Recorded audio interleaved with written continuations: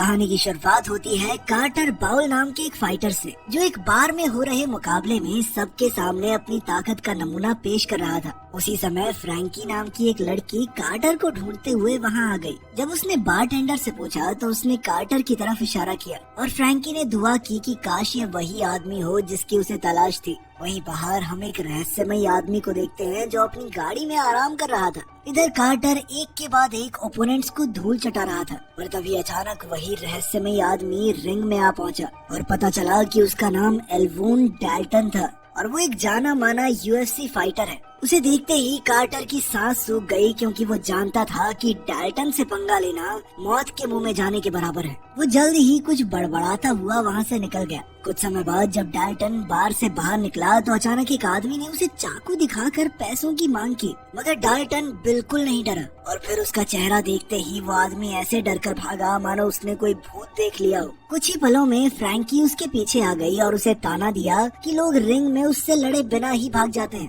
पर डैल्टन ने उस पर ज्यादा ध्यान नहीं दिया और अपने जख्म पर मरहम लगाने लगा। खैर, फ्रैंकी ने उसे अपनी परेशानी के बारे में बताया। असल में उसके रोड हाउस बार में अक्सर लड़ाइयाँ और हाथापाई हो जाती थी और उसके रखे हुए बाउंसर्स उन्हें रोकने में कामयाब नहीं थे, इसीलिए अब वो किसी ताकतवर इंसान की तलाश में थी। इस काम के लिए वो ढेर सारे पैसे देने को तैयार थी। डैल्टन ने उसे कार्टर से बात करने की सलाह दी, पर फ्रैंकी चाहती थी कि डैल्टन उसके ऑफर के बारे में सोचे, इसलिए जाने से पहले उसने डैल्टन को अपना फोन नंबर दिया। बाद में डैल्टन एक गैस स्टेशन पर गाड़ी में सो रहा था तो एक पुलिस वाले ने उसे उठाकर वहाँ से जाने को कहा, पर जैसे ही वो वहाँ से निकला तो न जाने उसके मन में क्या आया और वो अपनी गाड़ी सीधा ट्रेन ट्रैक्स के बीचों बीच ले गया। ट्रेन उसकी तरफ तेजी से बढ़ रही थी और फिर ऐन मौके पर उसका इरादा बदल गया और उसने गाड़ी को हटाने की कोशिश की, पर तब तक बहुत देर हो चुकी थी। ऐन वक्त पर ट्रेन ने उसकी गाड़ी का पिछला हिस्सा तोड़ डाला और इस हादसे से उभरने के बाद डैल्टन ने फ्रैंकी के ऑफर के बारे में दोबारा सोचा।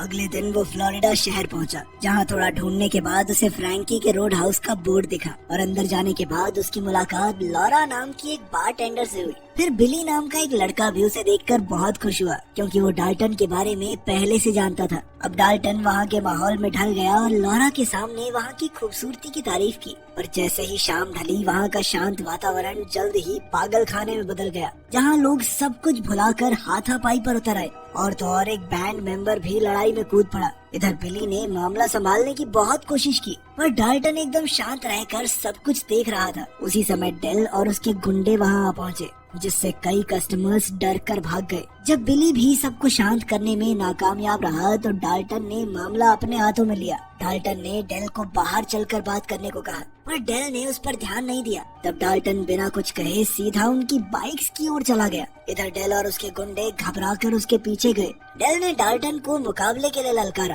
तो डैल्टन ने उन्हें शांति से निकल जाने का मौका दिया, पर डेल अपनी जिद पर अड़ा हुआ था, जिससे डैल्टन का पारा भी चढ़ गया और उसने डेल और उसके गुंडों पर जबरदस्त हमला बोल दिया। डैल्टन ने एक बार फिर से उन्हें चुपचाप वहाँ से चले जाने को कहा, लेकिन डेल नहीं माना, जिससे डैल्टन को और गुस्सा आ गया। कुछ ही पलों में उसने सबकी हड्डी पसली एक कर दी और अंत में खुद ही फ्रैंकी की गाड़ी लेकर उन्हें हॉस्पिटल ले गया।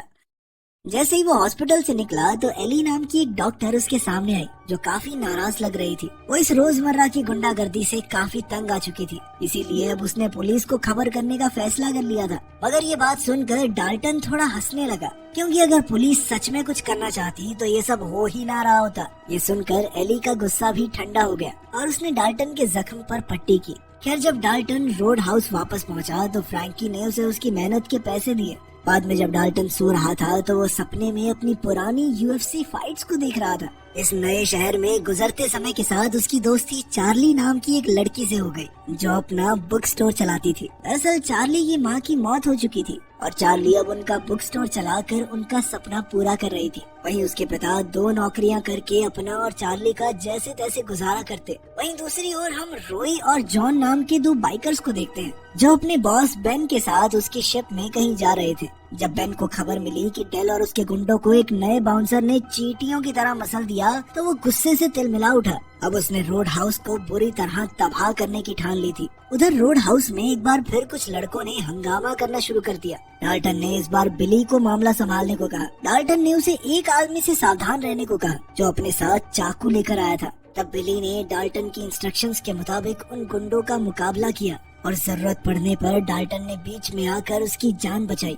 डाल्टन की कोचिंग की वजह से बिली धीरे धीरे बेहतर हो रहा था, जिसे देखकर लॉरा भी काफी खुश थी। बाद में हम देखते हैं कि डाल्टन रीफ नाम के एक लड़के से बात कर रहा था, तो पता चला कि वो एक बॉक्सर है। तब डाल्टन ने उसे बिली का साथ देने के लिए बुला लिया और फिर रात को बिली और रीफ ने मिलकर रोड हाउस में आने वाले गुंडों से निपटने का जिम्मा संभाला। लेकिन जल्द ही जिम नाम का एक लड़का लॉरा को मुफ्त की शराब के लिए परेशान करने लगा, और उसी समय डाल्टन वहाँ आ गया, जिसे देखते ही जिम तुरंत पीछे हट गया। डाल्टन उसे बार से बाहर ले गया तो उसकी नजर डेल और उसके गुंडों पर पड़ी। जाने से पहले उन्होंने कहा कि वो जल्द ही बदला लेने के लिए वापस लौटेंगे। खैर अगली सुबह जब डाल्टन एक रेस्टोरेंट में खाना खा रहा था तो उसे एली दिखाई दी। एली और एक आदमी की थोड़ी बहसबाजी हो गई तो डाल्टन ने उससे पूछा कि यहाँ सब लोग इतने गुस्से में क्यों रहते हैं। एली ने उसे समझाने की कोशिश की पर जल्द ही वो डाल्टन की आंखों में डूब गई। बाद में डाल्टन फ्रैंकी से मिला तो फ्रैंकी ने उसे अपने मर चुके अंकल की तस्वीर दिखाई। फिर उसने डाल्टन के बढ़िया काम की तारीफ की और उसे पैसे दिए। डाल्टन पैसे लेकर अपनी बोट की ओर निकल पड़ा, पर अचानक वो एक गाड़ी के नीचे कुचले जाने से बाल बाल बचा। असल में डेल उसे मारने के इरादे से वहाँ आ पहुँचा था। उन दोनों में हाथापाई शुरू हो गई और इसी चक्कर में डाल्टन पुल से सीधा समुद्र में जा गिरा। जैसे तैसे बचकर वो वापस अपनी बोट तक पहुंचा तो डेल हाथ में बंदूक लिए पहले से उसका इंतजार कर रहा था। दोनों में हाथापाई शुरू हो गई पर डाल्टन डेल पर ज्यादा हावी पड़ रहा था। डाल्टन ने डेल को समझाने की बहुत कोशिश की और अचानक समुद्र से एक मगरमच्छ डेल को जिंदा निकल गया। फिर अगले दिन एक मछुआरे ने डाल्टन को बताया कि हो सकता है डेल ड्रग्स की तस्करी के धंधे में हो, जो अगर सच है तो डाल्टन पर बहुत मुसीबत आने वाली है। अब वो जवाब ढूंढने के लिए चार्ली की दुकान पर गया। उसने थोड़ी रिसर्च की पर उसे ड्रग्स के धंधे के बारे में कोई सुराग नहीं मिला। जैसे ही वो दुकान से निकला तो बेन का भेजा हुआ एक गुंडा डाल्टन के सामने आ गया। वो अपनी बंदूक से डाल्टन को धमकाने आया था पर डाल्टन ने 1 सेकंड में उसका हाथ मरोड़ दिया। फिर उसने बेन के लिए मैसेज भिजवाया कि गलत आदमी से पंगा ले रहा है, अभी भी हट जा।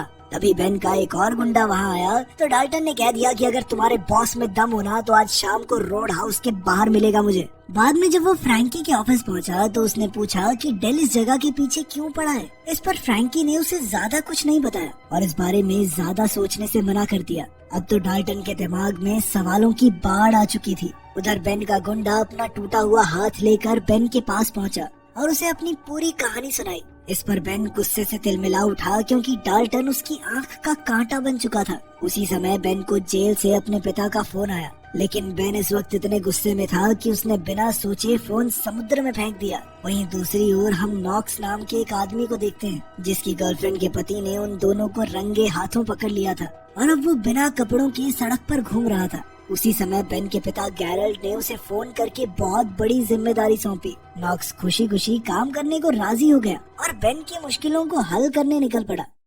वहीं दूसरी ओर डाल्टन ने देखा कि एली एक पुलिस बोट में उससे मिलने आई थी, जिसे देखकर वो हैरान रह गया। अब वो डाल्टन को अपने साथ लेकर निकल पड़ी और वो समुद्र के बीचों बीच एक छोटे से आइलैंड पर पहुंचे। वो आराम से कोल्ड ड्रिंक्स पी रहे थे और तब एली ने डाल्टन की पिछली जिंदगी के बारे में जानने की कोशिश की, लेकिन डाल्टन सब कुछ बताने में अब भी हिचकिचा रहा था।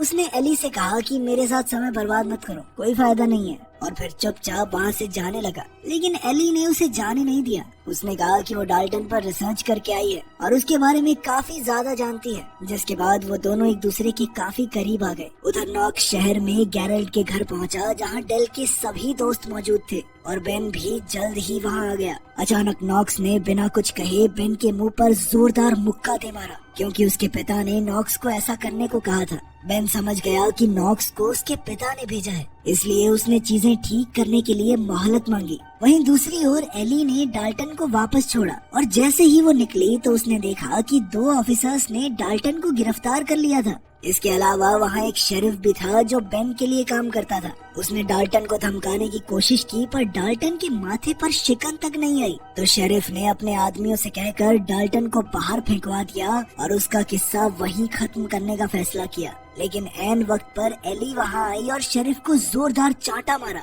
फिर वो डाल्टन को लेकर भाग निकली और तब उसने ये खुलासा किया कि शेरिफ उसका बाप है। वो कुछ समय पहले अपनी माँ के साथ घर से भाग आई थी। एली ने बताया कि उसके पिता जेरल्ड के पुराने साथी हैं और अब वो बेन के लिए काम करते हैं। एली डाल्टन के लिए काफी परेशान थी, इसलिए उसने डाल्टन को ये शहर छोड़कर किसी दूसरी जगह जाने को कहा।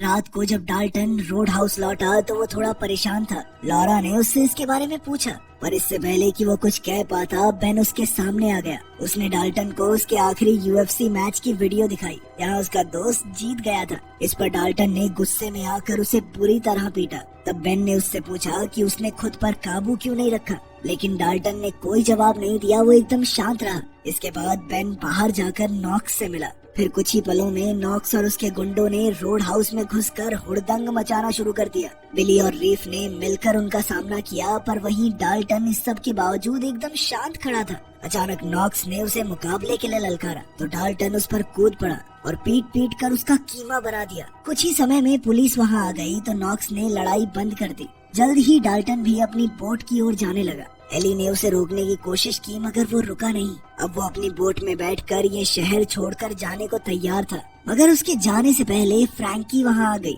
और उससे चीजें छुपाने के लिए माफी मांगी। उसने बताया कि बेन अपना आलीशान रिजॉर्ट बनाना चाहता है, पर डाल्टन पर इसका कोई असर नहीं हुआ। वो फ्रैंकी की गुजारिशों के बाद भी वहाँ से चला गया। इसी दौरान बेन को खबर मिली कि नॉक्स डाल्टन को मारने में नाकामयाब रहा। और तो और वहाँ पुलिस की दूसरी टुकड़ी आ पहुँची, जिन्होंने उसके सारे प्लान पर पानी फेर दिया। उधर डाल्टन निराश होकर अपना सारा सामान लेकर बस स्टैंड पहुंचा, पर वहां उसने देखा कि चार्ली का बुक स्टोर पूरी तरह से तबाह हो चुका था। जब उसे पता चला कि चार्ली और उसके पिता हॉस्पिटल में हैं, तो उसका दिल बैठ गया। उसे इतना गुस्सा आया कि वो सीधा नॉक्स के घर जा पहुंचा। वहाँ उसे विंस अकेला दिखाई दिया। जैसे ही उसे पता चला कि बुक स्टोर जलाने में विंस का हाथ था, तो उसने बिना हिचकिचाए विंस की रीढ़ की हड्डी तोड़ डाली। जब विंस पूल में तड़प रहा था तो डाल्टन को एहसास हुआ कि उसके अंदर का शैतान जाग चुका है। फिर उसने विंस की लाश को अपने ट्रक में रखा, तो उस वक्त मो नाम का गुंडा वहाँ आ गया। डाल्टन ने उसकी जान बख्शने के बदले में खुफिया जानकारी की मांग की, तो पता चला कि बेन का सारा काला पैसा कल सुबह एक खुफिया लोकेशन पर आने वाला है। मो ने उसे लोकेशन बताई और अपनी जान बचाकर भाग गया। रात के समय डाल्टन को एक बार फिर उसी दर्दनाक फाइट की झलक दिखाई दी, जहां उसने अपने दोस्त की जान ले ली थी। खैर सुबह होते ही डाल्टन काम पर लग गया और उसने बेन के काले पैसे की सुरक्षा कर रहे पुलिस वाले को मार डाला। इसके बाद उसने सारा पैसा एक बोट में रखकर कहीं और भेज दिया, पर अभी काम पूरा नहीं हुआ था। उसने पुलिस वाले की बंदूक उठाई और विंस को गोली मारकर उसे विंस की मौत का जिम्मेदार बना दिया। जैसे ही पुलिस वाले को होश आने लगा तो डाल्टन ने उसके सर पर इस तरह से वार किया कि उसे शॉर्ट टर्म मेमोरी लॉस हो जाए, यानी उसे पिछले कुछ घंटों का कुछ भी याद न रहे। अब डाल्टन कुछ बॉम्ब्स तैयार कर रहा था कि अचानक शेरिफ वहाँ आ पहुँचा। उसने बताया कि बेन ने उसकी बेटी एली को अगवा कर लिया है और उसकी जान के बदले वो अपने काले पैसे की मांग कर रहा है। पहले तो डाल्टन ने नाटक किया कि वो किसी पैसे के बारे में नहीं जानता, पर जब उसे एली की जान की चिंता हुई तो उसने सीधा पूछा कि आखिर उसे बेन से कब और कहाँ मिलना है। फिर शेरिफ के जाने के बाद डाल्टन ने डेक्स की बोट ली और बेन से मिलने के लिए निकल पड़ा। वहीं हम देखते हैं कि नॉक्स जब अपने घर वापस पहुंचा तो वहाँ अजीब सा सन्नाटा था। खैर इधर डाल्टन बेन की बोट पर पहुंचा तो उसकी मुलाकात सैम से हुई। सैम ने कहा कि बेन उसे देखकर बिल्कुल भी खुश नहीं होगा, क्योंकि वो बिना पैसों के आया था। जब डाल्टन ने उसे एक उल्टा फुल्टा जवाब दिया तो सैम ने उसे गुस्से में घूसा मार दिया। तब शेरिफ भी वहाँ मौजूद था और उसने डाल्टन को बताया कि एली एकदम सही सलामत है और उसने डाल्टन को बेन के चंगुल में फंसाने के लिए झूठ कहा था। लेकिन तब बेन ने खुलासा किया कि असल में उसने सच में एली को अगवा कर लिया है, जिससे शेरिफ को बहुत गुस्सा आया। बेन ने जब देखा कि डाल्टन खाली हाथ आया है तो उसने सैम को डाल्टन की बढ़िया तरीके से मरम्मत करने को कहा और साथ ही एली की जान लेने की धमकी भी दी। पर उसी समय नॉक्स की बोट वहां आ गई तो डाल्टन ने मौका देखते ही बॉम्ब का बटन दबा दिया जो उसने नॉक्स की बोट में लगाया हुआ था। वहाँ जबरदस्त धमाका हुआ जिससे सब बुरी तरह घबरा गए, पर डाल्टन हिम्मत जुटाकर उठा और एली को ढूंढने लगा। जल्द ही उसने एली को ढूंढ निकाला जहाँ वो खिड़की तोड़कर भागने की कोशिश कर रही थी। वो दोनों ही कुछ ही पलों में खिड़की तोड़कर समुद्र में कूद गए। डाल्टन ने एली को फटाफट एक बोट में चढ़ने को कहा और खुद जल्द ही लौटने का वादा किया, पर उनकी मुश्किलें अब भी कम नहीं हुई थी। अचानक नॉक्स अपनी बोट लेकर उस पर हमला करने के लिए तेजी से आगे बढ़ा, पर तभी डाल्टन ने एक और गुंडे को नॉक्स की बोट से टकरवा दिया। उधर एली दूसरी बोट पर चढ़ी, पर वहाँ तो बेन उस पर हमला करने के लिए तैयार खड़ा था। वो उसे पकड़कर भाग निकला। इधर डाल्टन ने नॉक्स की बोट पर कब्जा करके उसे समुद्र में फेंक दिया, पर नॉक्स ने भी हार नहीं मानी और वो रस्सी पकड़कर डाल्टन का पीछा करने लगा। उसी समय बेन उसकी बोट पर हमला करने आ गया तो डाल्टन अचानक बेन की बोट में कूद गया। वो बेन से मुकाबला करने को तैयार था, पर तभी एली ने कहा कि वो जल्द ही रोड हाउस से टकराने वाले हैं, तो डाल्टन उसी समय बोट से कूद गया। बेन तो बिल्डिंग की छत पर जा गिरा और इधर नॉक्स तैरते हुए जैसे तैसे पुल पर चढ़ गया, जहां उसने मौका मिलते ही एक गाड़ी रोकी। इधर डाल्टन बेन का सामना करने पहुंचा तो बेन ने उस पर भाले से वार किया, लेकिन डाल्टन इस वक्त खेलने के मूड में नहीं था। वो इतने ज्यादा गुस्से में था कि उसने बेन को बेरहमी से पीटना शुरू कर दिया। पहले उसने बेन की रीढ़ की हड्डी तोड़ी और फिर उसकी नाक। फिर भी वो एक के बाद एक लगातार वार करता चला गया, लेकिन तभी अचानक नॉक्स ने वहां आकर अपनी गाड़ी क्रैश कर दी और अब उन दोनों के बीच लड़ाई शुरू हो गई।